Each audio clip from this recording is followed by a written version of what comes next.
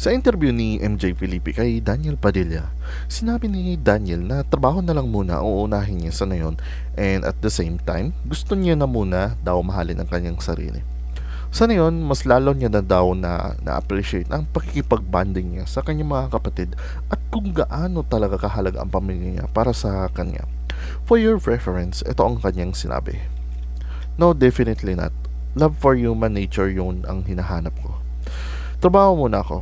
Wala muna akong love. Love. I want to work on myself. I need to love myself first. Ngayon ko mas na-appreciate at nakita na in deeper level yung bond ko sa mga utol ko na yan. Kaya minsan doon mo lang masasabi na legit pala yung na sa panahon ng madidilim, pamilya mo rin ang liwanag. Sila lang talaga. Super na-appreciate ko sila talaga. Anyways, yan lang ang balita ko sa yun. Ako si JP, Showbiz Supporting.